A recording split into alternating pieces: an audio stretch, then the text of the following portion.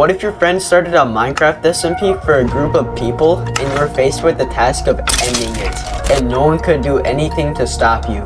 Well, today, I'm here to put that to the test. You see, on this Minecraft SMP, everyone's trying to be peaceful and just play the game normally. But way before this even started, I had started my own SMP. And most of the people that are in the new one ruined the one that I had created. So I am here to get revenge. Now, like every mastermind in Minecraft, I began by punching down trees for some wood, and then I went straight into the caves to do some mining. I then went back up to the surface to collect some food, and I even killed the iron golem at the village. I say skeleton. It's like a... While I was looting up, everyone else was designing the house. Right, so are we gonna do this house? Do you want me to make like a huge mansion, and we all get our own rooms or something? And while I was just mining trees, someone was in the deep dark and summoned a warden. So I had to give them a plan on how to escape. Set your spawn point. So warden on my head, bro. Log in, throw the bed down, set your spawn. Why? That way when you die, you can pick up your stuff and run. You're kind of smart. That plan seems flawless. Nothing bad could ever happen. Place down the bed, I respawn him back in, bro. Anyways, after that mishap, I went mining. I was in desperate need for some materials. After mining and smelting, I went to this so-called mansion everyone was talking about, which I guess you can call it a mansion, but nonetheless, it's a house. I was telling them you're really good at like exterior and building in general, so. The Minecraft king, bro. And then for some reason, I decided to speedrun into the Nether. I was already lacking on resources as some people had full diamond armor already. And it's only been 6 Minecraft days. I guess it's not that crazy, but I started way too late. I then proceeded to boat down to the fortress. This could give me a huge head start if I was able to pull it off. Once I built up to the fortress, there were a few blazes waiting for me, so I had to immediately take them out or else I would have died.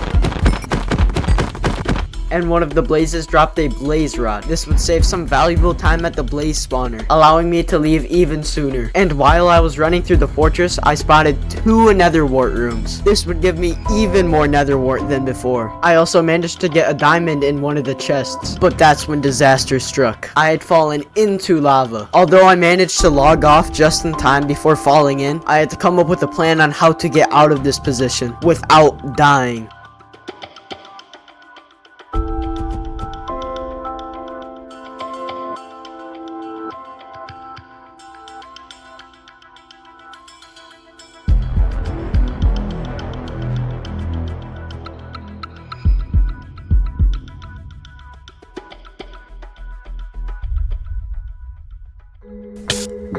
Oh my god, no way. I did it. Oh my gosh. After just barely escaping, I ascended back up through the fortress. But then for some reason, I decided to do it again. And I ran out of food, and eventually, I died. Oh my god, that's so stupid. So that's it. I had joined to get revenge, and all I got was failure. Death upon death. I just felt like giving up. But this little spark inside of me said that I might just be able to pull this off still. So I kept on going.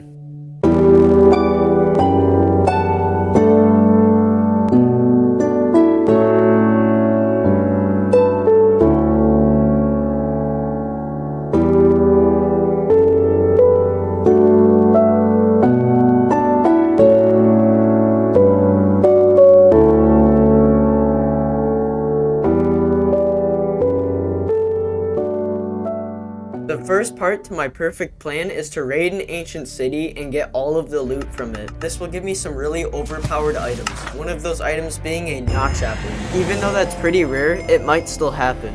As I explored the ancient city, I collected wool with my pair of shears. While looting the chests, I ran into a couple of shriekers. So I had to use my wool and carefully grab the items out of the chests without setting one off. After looting the ancient city, I went back up to the surface and started heading home. Now that I was feeling a little more geared up, I went into the fortress to collect some blaze rods, without dying this time. After collecting all of the blaze rods, I went to find a warped forest to collect ender pearls. I had a plan of going to the end bed early and stealing the dragon egg for myself. The stronghold was located outside of the world border, so I had to ask the owner to expand it. But when he told me that he didn't know how, I suggested to him to make me operator, and I can't believe he actually did it. He made me an operator. Now, I am not one to admin abuse, but when the owner said that he won't open end until he says, ruining my plan, I decided with operator that I would crash the realm. All my preparations for the end fight, all the strength bots, all the cobwebs that I gathered were all useless. So I thought it was about time to end the server once and for all.